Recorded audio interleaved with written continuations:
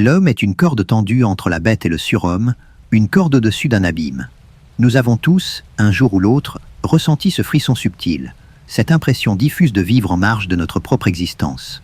C'est ce moment de lucidité où le silence se fait, où les bruits du monde s'estompent, nous laissant face à une question lancinante. Cette vie est-elle le reflet authentique de mon être profond, ou le simple écho des attentes des autres? Nous construisons une image acceptable, polie, une carapace d'habitude et de convention. Derrière cette façade, notre véritable faim, notre soif la plus singulière, s'estompe. Ce n'est pas toujours une trahison consciente, mais une lente sédimentation de l'oubli de soi, une inertie confortable qui nous pousse à suivre des chemins balisés, plutôt que d'explorer la jungle intérieure de nos désirs les plus intimes, une dissonance qui réclame une réponse. Bonjour, bienvenue sur Vibinspi, la chaîne où la philosophie devient une matière à penser et une manière de vivre plus lucidement.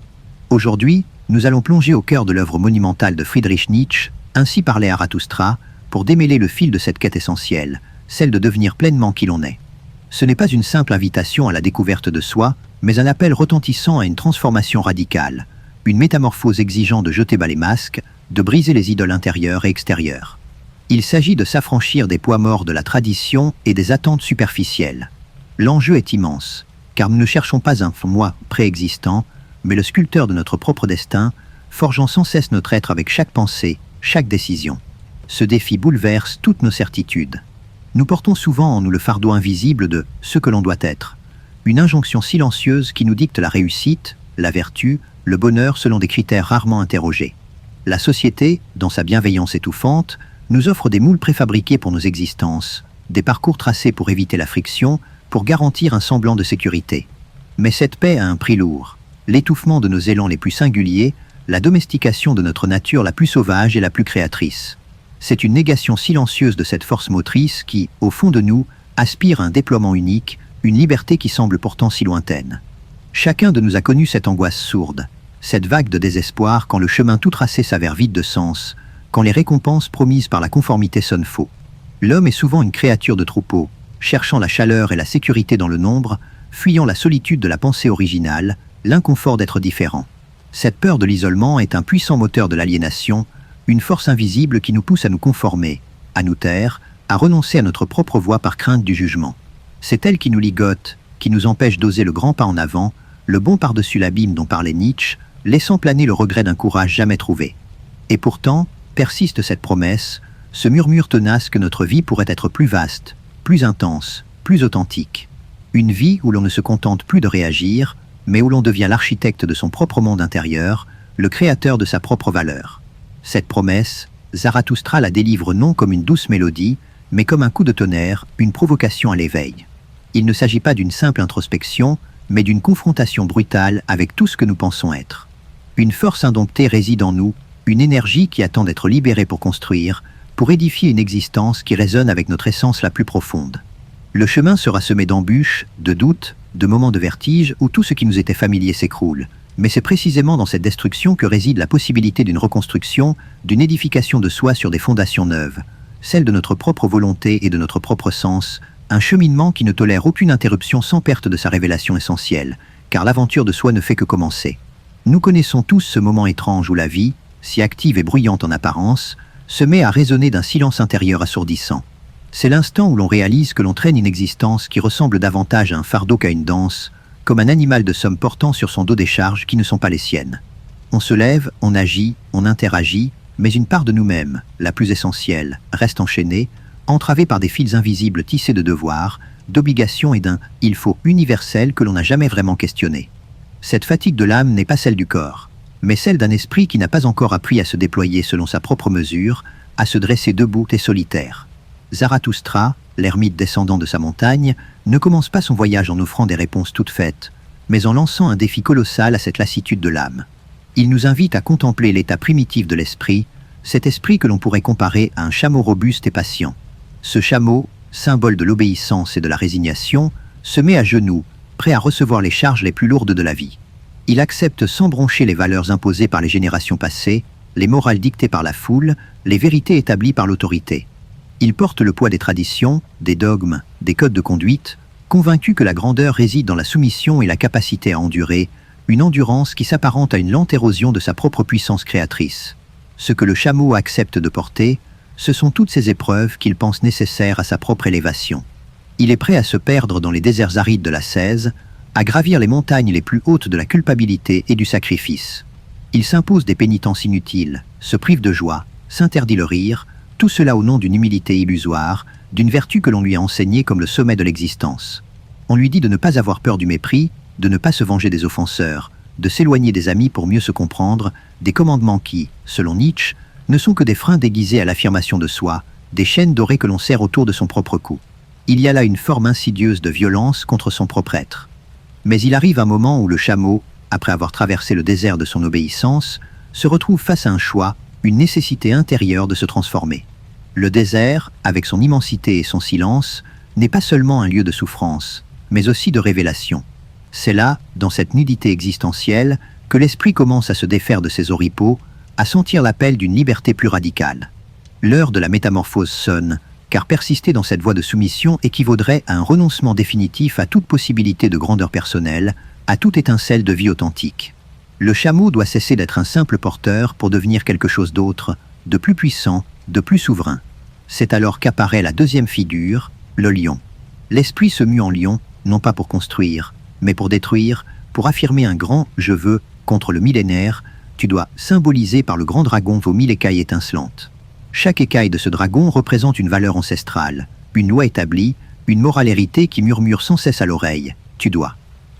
Le lion, dans sa furie sacrée, ne cherche pas à remplacer une valeur par une autre, mais à briser l'emprise des valeurs hétéronomes, celles qui ne viennent pas de lui. Il rugit sa liberté, revendique son droit à créer ses propres lois, à se faire son propre maître dans le royaume de son âme, une révolte nécessaire pour tout éveil. La lutte du lion est une lutte de désacralisation. Il s'agit de renverser les idoles, de déchirer les voiles de l'illusion, de démasquer toutes les fausses autorités qui ont prétendu dicter le sens de la vie. Ce n'est pas une quête de nihilisme destructeur pour la destruction elle-même, mais une phase purgative, indispensable pour libérer l'espace vital nécessaire à la naissance de quelque chose de neuf et d'authentique. Comme le soulignait Héraclite, la guerre est le père de toutes choses. Et ici, la guerre est intérieure. Un combat féroce contre toutes les chaînes invisibles qui nous retiennent prisonniers de nous-mêmes, une violence salvatrice dont l'écho résonne longtemps dans le paysage de l'âme. Le lion ne crée pas encore, il libère. Sa tâche est de faire table rase, de vider l'assiette des mets déjà servis pour pouvoir y déposer ses propres créations. Il est le héros solitaire qui affronte le désert de l'indifférence et de la solitude, non par choix, mais par nécessité. Cette phase est souvent mal comprise, perçue comme de l'arrogance ou de la rébellion stérile. Mais sans cette destruction des anciens dieux, sans ce grand nom tonitruant, aucune place ne serait faite pour la construction à venir, aucune terre ne serait fertile pour les semences d'un être nouveau. C'est le prix à payer pour l'autonomie, un chemin semé de déchirures et de larmes silencieuses. Cette puissance du lion, cette capacité à dire non, est une force que peu osent convoquer. Elle exige un courage immense, non pas seulement face aux dangers extérieurs, mais face au regard accusateur de la foule, face au poids de la tradition, face à la peur de la damnation ou de l'exclusion. La plupart des hommes préfèrent rester des chameaux, portant leur charge sans se plaindre, car la solitude du lion est effrayante, et son rugissement, loin d'être un chant d'amour, est un cri de guerre qui rompt avec le confort des certitudes partagées. Mais refuser cette étape, c'est se condamner à une éternelle minorité existentielle. Et pourtant, la force du lion, sa capacité à briser les têtus doigts, n'est pas la fin du chemin. Elle est une étape cruciale, un pont périlleux entre l'esclavage de l'esprit et sa véritable liberté. Le lion a besoin de l'espace qu'il a conquis pour pouvoir s'épanouir. Il a besoin d'un terrain vierge, libéré de toutes les injonctions externes, pour que la graine de la créativité puisse enfin germer. La victoire du lion sur le dragon est une victoire sur la pesanteur, sur l'esprit de sérieux qui pèse sur l'existence humaine. Il a ouvert la porte d'un nouveau monde, un monde où le jeu, l'expérimentation et l'innocence pourront prendre le dessus, car ce que le lion prépare, c'est la voie pour un être encore plus pur et plus libre. Il y a un moment dans nos vies où la simple capacité à dire non aux injonctions du monde ne suffit plus. On a beau briser les chaînes, rejeter les jugements, affirmer sa volonté, une sorte de vide peut subsister, un horizon dégagé mais encore inoccupé. C'est l'instant où l'on réalise que la liberté n'est pas seulement l'absence de contraintes, mais la présence d'une force créatrice, un désir ardent de bâtir son propre univers, de donner un sens inédit aux choses. La solitude du lion, si elle est libératrice, ne peut être une fin en soi. L'esprit cherche alors une nouvelle incarnation, une nouvelle danse avec l'existence, une innocence retrouvée qui transforme le désert en jardin. C'est là qu'intervient la troisième métamorphose, celle de l'enfant. Après avoir porté les fardeaux comme le chameau, après avoir rugi sa liberté comme le lion, l'esprit devient enfant. Cette figure de l'enfant n'est pas un retour à l'immaturité, mais une renaissance symbolique, une redécouverte de la légèreté, de la pureté et de la capacité à dire un grand oui au monde, un oui joyeux et sans condition, non pas par soumission, mais par affirmation souveraine de sa propre créativité. L'enfant est celui qui crée ses propres valeurs, qui invente son propre jeu, qui forge son propre monde sans le poids des jugements passés ou la peur de l'avenir. Il est le mouvement qui se meut lui-même, la roue qui tourne d'elle-même. L'enfant, dans la vision de Zarathustra, est la sainte affirmation, le oui sacré. Il est l'oubli, un oubli nécessaire non pas des expériences passées, mais de la souffrance qu'elles ont engendrée, des rancunes qu'elles ont nourries, des jugements qu'elles ont imprimés. C'est un nouvel effacement de l'ardoise, une virginité du regard qui permet de voir le monde non plus comme un ensemble de problèmes à résoudre, mais comme une source inépuisable de possibilités. L'enfant est le jeu, l'innocence, un commencement, une roue qui tourne d'elle-même. Il est la capacité à recréer le monde à chaque instant, à injecter de la nouveauté et de la vie là où il n'y avait que répétition et pesanteur. Cette innocence n'est pas naïve, elle est la puissance suprême de l'esprit. Elle est la source de la créativité, la capacité à inventer de nouvelles valeurs là où les anciennes se sont effondrées sous les coups du lion. L'enfant ne se soucie pas de ce qui doit être, il se contente de créer ce qui est, ce qui jaillit de sa propre surabondance, de sa propre joie de vivre. C'est la plus grande conquête de l'homme, non pas la sagesse de l'érudit ou la force du guerrier, mais cette capacité à se renouveler, à se réinventer, à jouer sa vie comme une œuvre d'art sans cesse en devenir. Il n'y a pas de fin à ce processus, seulement un éternel recommencement, une affirmation constante de la vie elle-même. Pensez à ces moments d'absorption totale, où le temps semble s'abolir, où l'action et la pensée ne font qu'un, comme un artiste devant sa toile ou un enfant construisant un château de sable, entièrement investi dans son œuvre sans souci du jugement ou de la finalité. Cette fusion avec l'instant présent, cette capacité à être entièrement là, c'est cela l'esprit de l'enfant. Il n'y a plus de dualité entre le sujet et l'objet, entre l'acteur et l'action. Tout est un flux, un mouvement spontané et joyeux, une danse perpétuelle où chaque pas est une création, chaque souffle une affirmation. C'est dans ce jeu que réside la véritable souveraineté de l'être. Devenir enfant, c'est accepter la fragilité de ce nouveau commencement, mais aussi embrasser son immensité. C'est renoncer à la sécurité des dogmes pour la liberté vertigineuse de l'invention. C'est le grand oui à l'existence, un oui qui ne minimise pas la souffrance ou le chaos, mais qui les intègre dans une vision plus large, une acceptation totale de la vie dans toutes ses dimensions, y compris les plus sombres. Comme le disait fort justement Marc Aurèle, accepte tout ce qui t'arrive, car c'est pour ton bien, une invitation à transformer les obstacles en tremplin pour la croissance de l'âme, une force qui ne cesse de s'élever. Ce processus de transformation ne se fait pas une fois pour toutes. Il est un cycle incessant, une spirale ascendante où chaque étape est vécue, dépassée, puis intégrée à un niveau supérieur de conscience. L'homme ne devient pas enfant pour rester enfant. Il intègre l'innocence et la créativité de l'enfant dans sa sagesse d'adulte, forgeant ainsi un être nouveau, capable de porter le poids de l'existence tout en conservant la légèreté du jeu. C'est une danse constante entre la puissance de l'affirmation et la profondeur de la réflexion, une harmonie qui se construit jour après jour, souffle après souffle. C'est là que réside la promesse d'une vie enfin incarnée, d'une existence qui vibre au rythme de notre être le plus authentique, et l'on perçoit déjà que cette quête n'est pas sans enjeu majeur pour la liberté. On se retrouve parfois piégé dans les rouages du quotidien, à accomplir des tâches sans saveur, à répéter des gestes machinales, sans jamais vraiment se demander si tout cela a un sens pour nous, au-delà de la survie ou des attentes superficielles. C'est l'expérience de la routine qui nous dévore, qui éteint les étincelles de la passion, qui nous pousse à nous conformer à un emploi du temps, à une identité, à des ambitions qui ne sont pas les nôtres. Nous devenons des marionnettes agitées par des fils invisibles, des échos de volontés étrangères. Cette dépersonnalisation rampante nous prive de notre vitalité la plus profonde, nous transformant en simple rouage d'une immense machine, et le poids de cette aliénation se fait sentir dans chaque respiration manquée, chaque désir étouffé. Zarathustra appelle à démasquer cette falsification de l'existence. Cette mort de Dieu dont il parle n'est pas une simple formule théologique, mais un diagnostic radical de la crise de sens qui frappe l'humanité. Elle signifie que les valeurs transcendantes, les grandes vérités inébranlables qui donnaient autrefois un cadre et une direction à nos vies, se sont effondrées. La religion, la morale universelle, les idéaux désincarnés ne sont plus des phares pour l'homme moderne. Elles ont perdu leur force impérative, leur capacité à nous guider, nous laissant en plein océan, sans boussole, sans étoile pour nous orienter. C'est un vertige, une angoisse existentielle profonde où l'ancien monde des certitudes s'est écroulé, laissant un vide abyssal, une vacuité qui invite à la peur ou à la création. Mais cette mort de Dieu n'est pas une catastrophe sans espoir. Au contraire, pour Nietzsche, elle est l'opportunité la plus grande et la plus terrible qui s'offre à l'homme. car si les anciennes valeurs sont mortes, cela signifie que le terrain est libre, la toile vierge, pour l'émergence de nouvelles valeurs, de nouvelles significations. L'homme n'est plus un simple exécutant de la volonté divine ou un suiveur de codes moraux préétablis. Il est désormais le créateur, le législateur de sa propre existence, le seul capable de donner un sens à un monde qui n'en a plus de prédéfini. C'est une responsabilité écrasante, mais aussi une liberté vertigineuse, une injonction à l'action. Le problème, c'est que la plupart des hommes, confrontés à ce vide, ne savent pas quoi en faire. Ils s'accrochent désespérément aux vestiges du passé, aux idoles brisées, ou bien ils se réfugient dans le nihilisme, la conviction que rien n'a de sens. Ils deviennent ce que Zarathustra appelle le dernier homme, celui qui est fatigué de la vie, qui se contente de peu, qui recherche le confort et la sécurité au détriment de toute grandeur, de toute aspiration élevée. Le dernier homme cligne de l'œil, il est le plus méprisable, car il a transformé l'océan de la liberté en une mare stagnante, où chacun est égal à l'autre dans sa médiocrité assumée. Il a perdu le sens du danger, de l'aventure, de l'élévation. La mort de Dieu est donc un appel à une transfiguration radicale des valeurs. Il ne s'agit pas de rejeter la morale en bloc, mais de la réévaluer, de la soumettre à l'épreuve de la vie elle-même, de se demander « Est-ce que cette valeur, cette action, cette pensée contribue à mon déploiement, à mon affirmation, à mon devenir qui je suis ? Ou bien m'affaiblit-elle, me diminue-t-elle, me rend-elle esclave d'un idéal qui n'est pas le mien ?»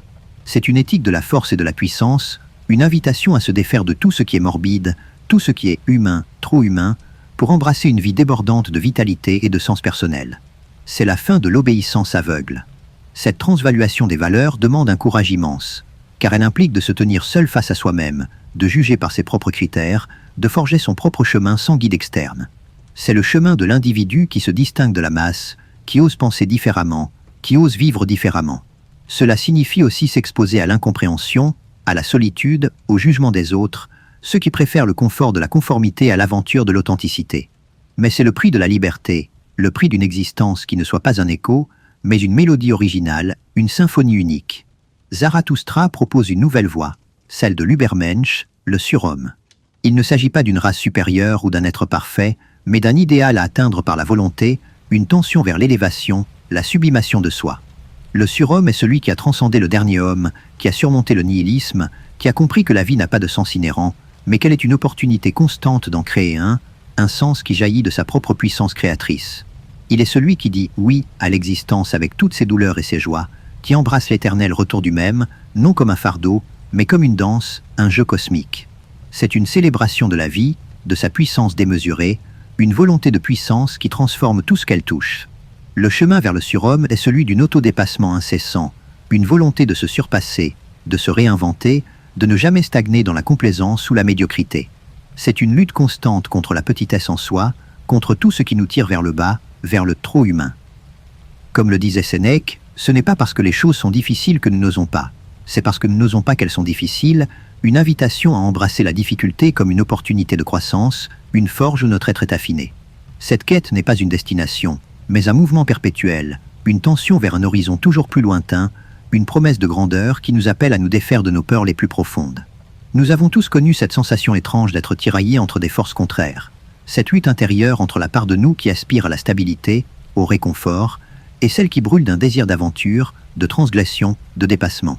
C'est le dilemme de l'âme qui hésite entre le rivage sur des habitudes et l'océan tumultueux de l'inconnu. Souvent, nous cédons à la première, au détriment de la seconde, et nous nous retrouvons à vivre des vies par procuration, à rêver d'audace sans jamais oser le pas, emprisonnés par une peur qui se déguise en prudence, un confort qui nous vide de notre substance la plus vitale. Zarathustra nous parle d'une volonté fondamentale qui anime tout être vivant, une pulsion primordiale qui n'est pas simplement la volonté de survivre, mais la volonté de puissance. Cette volonté n'est pas une simple recherche de domination sur autrui, même si elle peut parfois se manifester ainsi.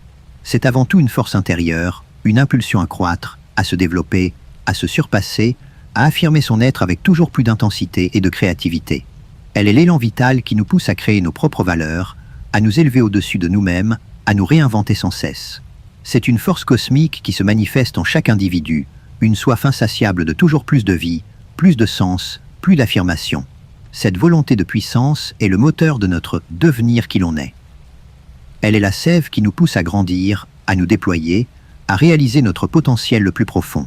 C'est elle qui nous incite à briser les carcans, à transcender les limitations, à défier les conventions qui nous enferment. Elle est la source de toute créativité, de toute innovation, de tout ce qui nous pousse à nous dépasser, à laisser notre empreinte unique sur le monde. Elle n'est pas une quête égoïste au sens trivial du terme, mais une affirmation de l'individu comme source et mesure de ses propres valeurs, une éthique de l'autocréation qui réclame une vigilance constante face à soi-même. Mais cette volonté de puissance est souvent mal comprise, voire niée. La société, dans sa quête d'ordre et de conformité, tend à la domestiquer, à la canaliser, à la transformer en simple volonté de pouvoir ou de confort. On nous enseigne à nous méfier de nos pulsions les plus profondes, à réprimer nos désirs les plus intenses, à nous soumettre à une morale de la pitié et du sacrifice, des valeurs qui, selon Nietzsche, affaiblissent l'individu et l'empêchent de réaliser sa pleine puissance. C'est un dressage subtil qui nous pousse à préférer la sécurité de la moyenne à l'audace de l'exception, une perte silencieuse de notre force intérieure. Zarathustra nous met en garde contre ceux qui, par faiblesse ou par ressentiment, cherchent à dénigrer la volonté de puissance. Il appelle ces individus les prédicateurs de la mort, ceux qui prêchent le renoncement, l'ascétisme, le mépris du corps et des passions, au nom d'un au-delà illusoire ou d'une moralité réductrice. Ils sont les ennemis de la vie, de l'élan vital qui nous pousse à nous affirmer. Leurs discours, bien que souvent empreints de bonnes intentions, ne sont que des poisons lents qui éteignent en nous toute étincelle de grandeur, toute capacité à créer notre propre sens, transformant l'existence en un champ de ruines. La volonté de puissance est donc une force qui nous invite à la responsabilité la plus élevée, celle de notre propre existence. Il ne s'agit plus de chercher un sens préétabli, mais de le créer. Il ne s'agit plus d'obéir à des lois externes, mais de se donner ses propres lois. C'est la tâche de l'individu fort, celui qui est capable de se tenir debout et solitaire, de regarder l'abîme sans ciller, de dire oui à la vie dans toute sa complexité, ses joies et ses douleurs. C'est l'affirmation d'une liberté radicale, une liberté qui se manifeste dans la capacité à choisir, à créer, à transformer. Cette affirmation de la volonté de puissance n'est pas sans danger. Elle peut être mal interprétée, dévoyée, transformée en tyrannie ou en égoïsme destructeur. C'est pourquoi elle doit être accompagnée d'une conscience aiguë, d'une capacité à se juger soi-même, à se remettre en question, à se dépasser sans cesse. Il ne s'agit pas d'une licence pour tout faire, mais d'une exigence envers soi-même, une discipline de l'autocréation. Comme le soulignait Épictète, la liberté consiste à ne pas vouloir ce qui nous est étranger, mais à vouloir ce qui est en notre pouvoir, une leçon de maîtrise de soi qui nous rappelle les limites de notre action, une prudence nécessaire pour éviter la démesure. L'objectif final de cette volonté de puissance, telle que la conçoit Zarathustra, est de faire de notre vie une œuvre d'art. Chaque décision, chaque action, chaque pensée doit être une touche sur la toile de notre existence, contribuant à la beauté et à la cohérence de l'ensemble. Il s'agit de vivre avec intensité, avec passion, avec un sens profond de la valeur de chaque instant. C'est une invitation à l'esthétisation de l'existence, à la transformation de notre vie en une célébration de la puissance créatrice qui nous habite, une œuvre qui nous survivra et inspirera les générations futures, un testament silencieux de notre passage. Ce chemin, semé d'épreuves et de renoncements, ne peut se parcourir sans une profonde remise en question de nos valeurs les plus ancrées. Nous nous sommes tous un jour retrouvés à la croisée des chemins, confrontés à une décision qui nous demandait de choisir entre le confort d'une certitude et l'incertitude vertigineuse d'une nouvelle voie. Ces moments de bascule sont souvent accompagnés d'une peur sourde, celle de se tromper, de regretter, de perdre ce que l'on possède déjà. Nous nous accrochons alors à des idées reçues, à des morales toutes faites, à des vérités que l'on n'a jamais vraiment fait siennes, par crainte du vide, par peur de la solitude existentielle. Cette prudence, si elle nous protège, nous empêche aussi de grandir, de nous affranchir de la béquille des idées préfabriquées. Zarathustra nous met en garde contre la tentation de l'esprit de pesanteur, cette force invisible qui nous tire vers le bas, qui nous enchaîne aux valeurs établies, aux dogmes, aux certitudes immobiles. L'esprit de pesanteur est le grand ennemi de la légèreté de l'être, de l'élan créateur, de la danse joyeuse de la vie. Il se manifeste sous 1000 formes. La culpabilité, le ressentiment, le moralisme étroit, l'esprit de vengeance, le déni de soi, la peur de l'inconnu, la soumission à l'autorité. Il est tout ce qui nous rend lourds, tout ce qui nous empêche de nous élever, de nous dépasser, de devenir pleinement qui nous sommes. Il est le poids du passé qui nous retient, une force qui nous paralyse dans notre élan. Cet esprit de pesanteur est particulièrement dangereux car il se présente souvent sous les traits de la vertu, de la bienséance, de la bonne conscience. On nous dit qu'il faut être humble, modeste, renoncer à nos désirs pour le bien d'autrui, s'oublier soi-même. Ces injonctions, si elles peuvent avoir une utilité sociale, deviennent des entraves psychologiques quand elles nous coupent de notre propre vitalité, de notre propre puissance créatrice. Elles nous transforment en êtres diminués, en êtres qui ont peur de leur propre force, de leur propre singularité. Elles nous poussent à nous conformer à un idéal de faiblesse, déguisé en grandeur, une erreur profonde qui aliène l'âme. Pour surmonter l'esprit de pesanteur, Zarathustra nous invite à danser, à rire, à embrasser la légèreté. Le rire n'est pas une moquerie cynique, mais une libération joyeuse, une affirmation de la vie face à la gravité du monde. La danse est le symbole du mouvement perpétuel, de la transformation incessante, de la capacité à se mouvoir avec aisance et grâce malgré les contraintes. C'est l'incarnation de l'esprit de l'enfant, capable de créer ses propres règles, de jouer avec l'existence sans le poids du jugement ou la peur du lendemain. Danser, c'est se libérer du sérieux qui entrave, c'est affirmer sa joie d'être dans le mouvement de la vie. Le chemin vers la légèreté passe par la solitude. Il faut oser se séparer de la foule, de ses valeurs, de ses préjugés, pour pouvoir se tenir seul face à soi-même et forger ses propres lois. Cette solitude n'est pas un isolement stérile, mais une condition nécessaire à l'autonomie, à la création de soi. C'est dans le silence de notre propre compagnie que nous pouvons entendre notre propre voix, découvrir nos propres désirs, affirmer notre propre volonté. Comme le rappelait Héraclite, le caractère est le destin de l'homme, une invitation à sonder les profondeurs de notre âme pour en extraire la vérité la plus singulière. Cette quête de légèreté et de danse n'est pas une fuite des réalités difficiles de l'existence. Au contraire, elle est une manière de les affronter avec plus de force, de lucidité et de résilience. Celui qui danse et qui rit n'est pas celui qui nie la souffrance, mais celui qui la traverse en affirmant sa puissance de vie, sa capacité à transformer l'adversité en opportunité de croissance. C'est l'attitude de l'esprit tragique qui, face à l'absurdité du monde, ne se résigne pas, mais crée du sens, de la beauté, de la joie.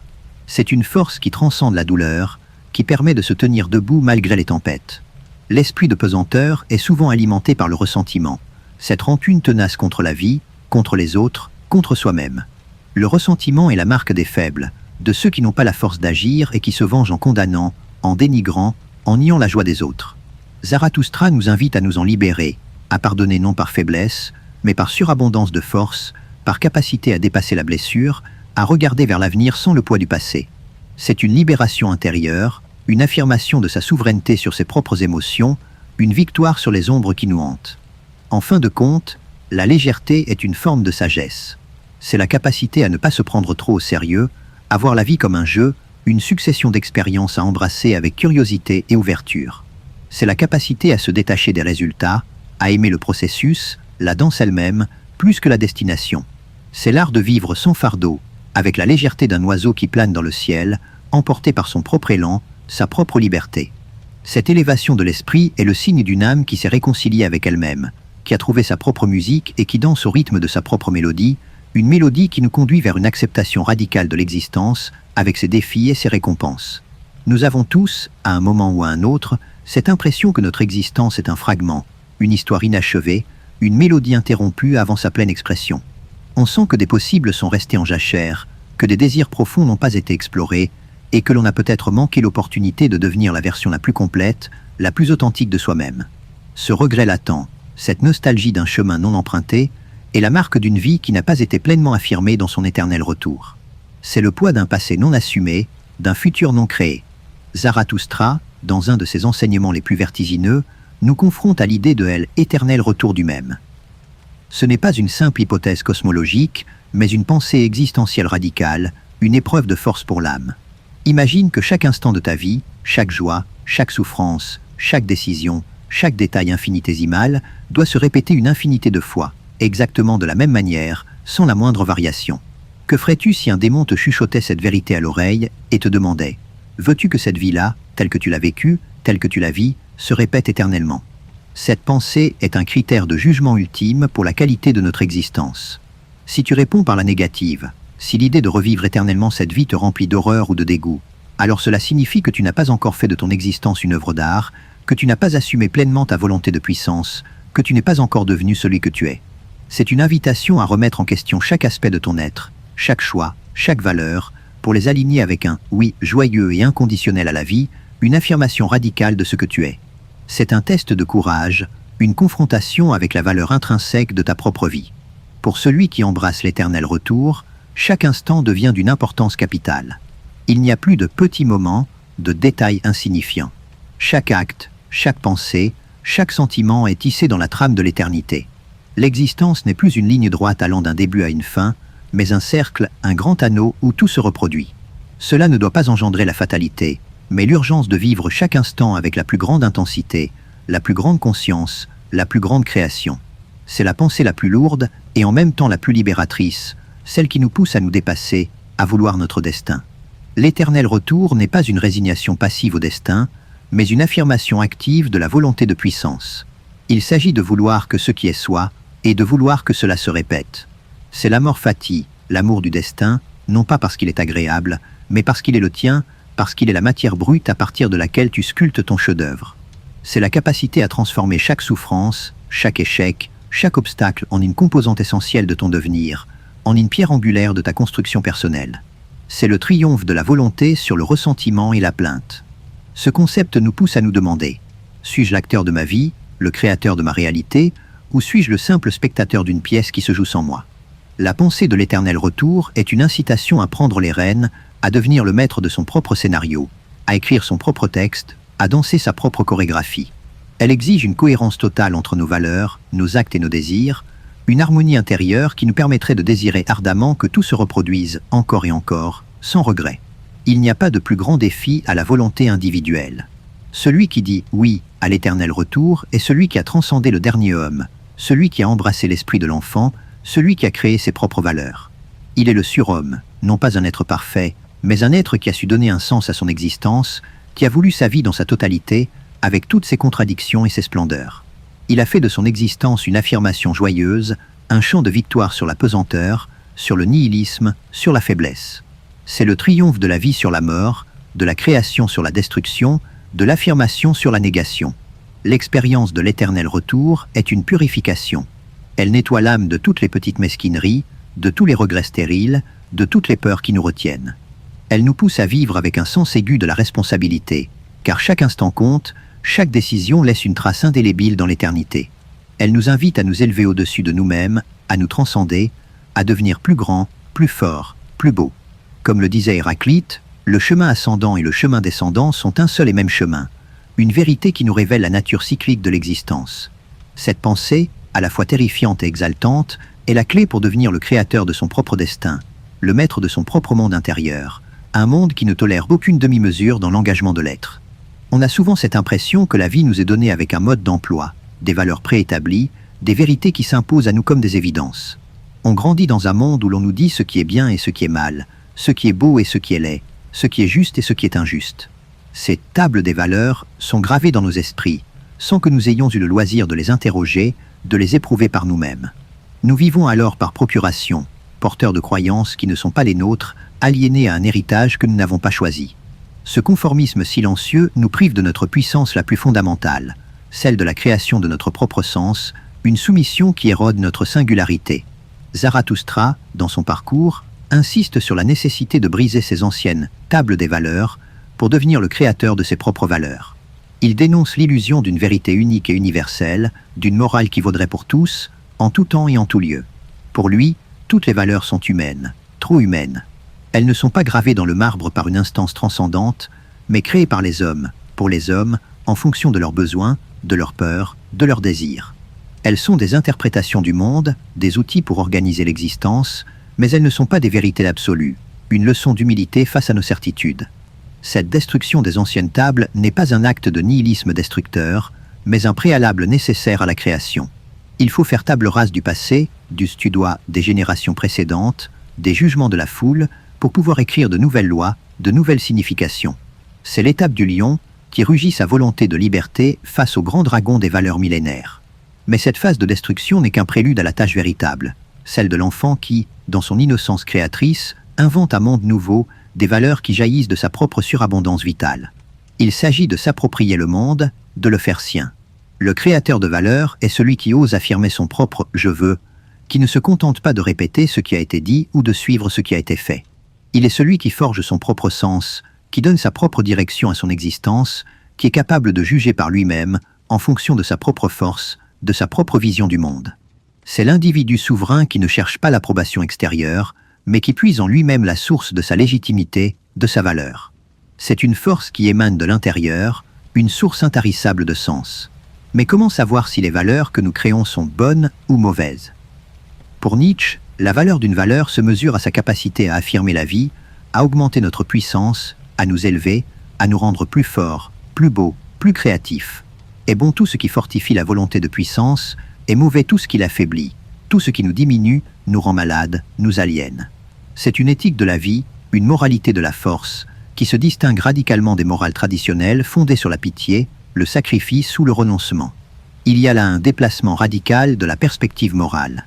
Cette transvaluation des valeurs exige une vigilance constante et une auto-évaluation rigoureuse. Il ne s'agit pas de créer des valeurs arbitraires, mais des valeurs qui résonnent avec notre être le plus profond, qui nous permettent de nous épanouir pleinement. C'est un processus sans fin, car l'homme est un être en devenir, et ses valeurs doivent évoluer avec lui.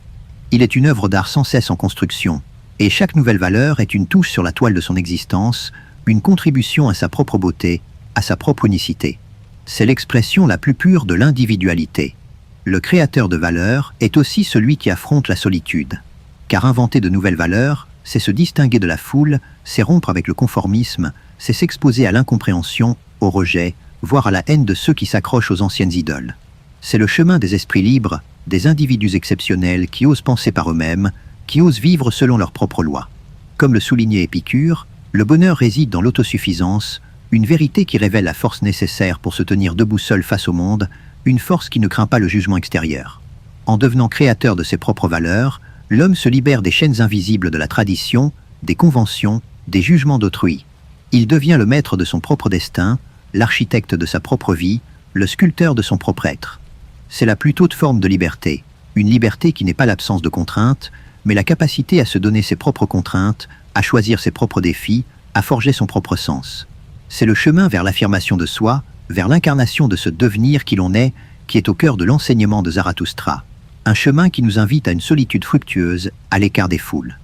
Nous avons tous cette propension à nous fondre dans la masse, à chercher le réconfort du nombre, l'approbation de la foule. On se sent plus en sécurité quand on pense et agit comme les autres, quand on se conforme aux attentes générales. Mais cette quête d'appartenance a un prix. La dilution de notre individualité, l'étouffement de notre voix intérieure, la perte de notre singularité la plus précieuse. Nous devenons un simple écho, une pâle copie, oubliant que notre force la plus grande réside précisément dans ce qui nous rend uniques.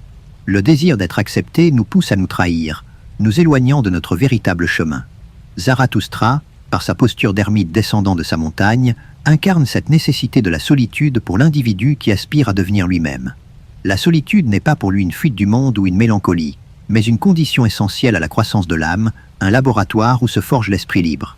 C'est en s'éloignant du bruit et de l'agitation de la foule, des opinions reçues et des jugements superficiels, que l'on peut enfin entendre sa propre voix, découvrir ses propres désirs, affirmer sa propre volonté de puissance. La foule, par sa nature même, tend à niveler, à uniformiser, à exiger la conformité. La foule est un miroir trompeur. Elle ne reflète pas notre véritable image, mais une version édulcorée, socialement acceptable, de nous-mêmes. Elle nous pousse à rechercher les applaudissements, la reconnaissance externe, au détriment de l'approbation de soi. Zarathustra dénonce cette idolâtrie de la foule, ce culte de l'opinion majoritaire qui étouffe toute originalité, toute pensée audacieuse. Il invite à se méfier des grands mots et des belles phrases qui séduisent les masses, mais qui sont souvent vides de sens, des coquilles vides qui résonnent sans substance. La vérité, pour l'esprit libre, ne se trouve jamais dans le consensus. La solitude est le prix de la liberté. Celui qui choisit de suivre sa propre voie, de créer ses propres valeurs, de devenir qui il est, doit accepter d'être seul, d'être incompris, voire rejeté par la foule. Il est le pont entre l'homme et le surhomme, un être en transition qui n'appartient plus à l'ancien monde des certitudes, mais qui n'a pas encore pleinement inauguré le nouveau. Cette position est inconfortable, elle exige une force intérieure immense, une foi inébranlable en sa propre vision, malgré le doute et la critique. C'est l'essence même de l'autonomie. Mais la solitude de Zarathustra n'est pas une solitude stérile. Elle est la solitude du semeur, celle de l'artiste qui crée en secret son œuvre avant de la dévoiler au monde. C'est une solitude féconde où l'esprit se nourrit de ses propres ressources, où il médite, élabore, invente. C'est le temps de la transformation intérieure, de la maturation, de l'émergence de nouvelles idées, de nouvelles perspectives. Sans cette retraite, sans ce silence intérieur, aucune véritable création n'est possible, aucune véritable métamorphose ne peut avoir lieu. Le chemin de l'individu n'est pas celui du leader charismatique qui entraîne les foules derrière lui. C'est le chemin du conducteur solitaire, celui qui trace sa propre route, qui ouvre de nouvelles voies sans attendre que d'autres le suivent. Il n'est pas là pour diriger, mais pour inspirer, pour montrer la possibilité d'une autre manière d'être, d'une autre manière de vivre. Son enseignement est une invitation à chacun à prendre son propre chemin, à devenir son propre conducteur, à se fier à sa propre étoile. Comme le disait le Bouddha, sois ta propre lampe, ton propre refuge, sans autre refuge, une leçon d'indépendance spirituelle. Cependant, cette séparation n'est pas un isolement total. Zarathustra ne reste pas éternellement sur sa montagne. Il en descend pour parler aux hommes, pour les interpeller, pour semer ses idées. Mais il le fait sans attente de reconnaissance ou d'adhésion unanime. Il sait que son message est pour peu d'oreilles, pour ceux qui sont prêts à l'entendre, à le méditer, à le mettre en œuvre dans leur propre vie. Il ne cherche pas à convertir, mais à réveiller, à provoquer, à inviter chacun à une introspection radicale, une quête de soi qui ne tolère aucune demi-mesure. En fin de compte, la solitude est le prix de la vérité. Car la vérité, pour l'esprit libre, n'est pas une donnée objective à découvrir, mais une création subjective, une œuvre d'art que l'on sculpte à même son existence. C'est en s'éloignant du bruit du monde que l'on peut entendre la mélodie de sa propre vérité, que l'on peut affirmer sa propre vision, sa propre sagesse. C'est là que réside la véritable force de l'individu, sa capacité à se tenir debout, seul, face à l'immensité de l'existence, un défi vertigineux qui forge le caractère et purifie l'âme, ouvrant la voie à une nouvelle conception de la vertu. Nous nous sommes tous un jour retrouvés à mesurer nos actions à l'aune de ce que l'on pense être bon ou mauvais, vertueux ou vicieux, souvent selon des critères qui ne sont pas les nôtres, mais ceux de la société, de la religion ou de la tradition. On s'évertue à suivre des préceptes, à éviter des fautes, à se conformer à un idéal moral qui nous est extérieur, pensant que c'est le chemin vers le bonheur ou la reconnaissance. Mais ce faisant, nous nous coupons de notre propre source de vitalité, de notre capacité à créer notre propre excellence, à définir notre propre grandeur, transformant la morale en une camisole de force qui nous étouffe. Zarathustra nous invite à repenser radicalement la notion de vertu. Pour lui, les vertus traditionnelles, celles qui prônent la pitié, l'humilité, le sacrifice de soi, le renoncement, sont souvent des vertus de faiblesse, des manifestations du ressentiment des faibles contre les forts, des moyens de domestiquer l'individu et de le priver de sa puissance. Il dénonce ces morales qui nous tirent vers le bas, qui nous empêchent de nous élever, de nous dépasser, de devenir pleinement qui nous sommes. Il y a là une inversion des valeurs, où ce qui est considéré comme bon est en réalité ce qui affaiblit la vie, et ce qui est appelé mal est en réalité ce qui la fortifie, un renversement qui bouscule nos certitudes les plus ancrées. La véritable vertu, selon Zarathustra, est la vertu qui donne, celle qui jaillit d'une surabondance de force, d'une générosité de l'être qui déborde de vie et d'énergie. Ce n'est pas une vertu qui se fonde sur le manque, sur le devoir, sur la privation, mais sur la plénitude, sur l'affirmation, sur la capacité à créer, à donner de soi sans compter.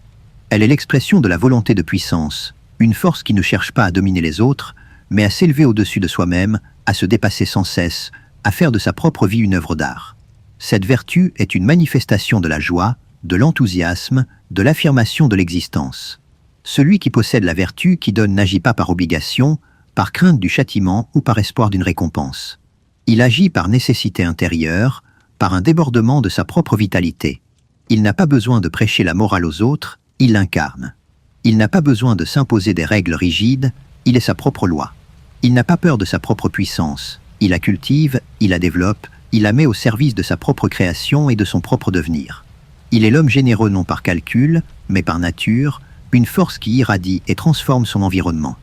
Zarathustra nous met en garde contre les sermonneurs de morale qui, sous couvert de bonnes intentions, cherchent à imposer leurs propres valeurs aux autres, à les juger, à les condamner. Ces moralistes sont souvent des hommes faibles, pleins de ressentiments, qui projettent leurs propres insuffisances sur le monde. Ils sont les ennemis de la vie, de la joie, de la créativité. Ils veulent uniformiser les âmes, les enfermer dans des cadres étroits, les priver de leur singularité. Il faut se méfier de ces donneurs de leçons, de ces empoisonneurs de l'esprit, qui sapent notre énergie vitale. La vertu qui donne est aussi une vertu de courage, le courage d'être soi, de se distinguer de la foule, de créer ses propres valeurs même si elles vont à l'encontre des conventions. C'est le courage d'affronter la solitude, l'incompréhension, le jugement des autres. C'est le courage de dire oui à la vie dans toute sa complexité, ses joies et ses douleurs, sans se cacher derrière des idéaux illusoires ou des protections artificielles.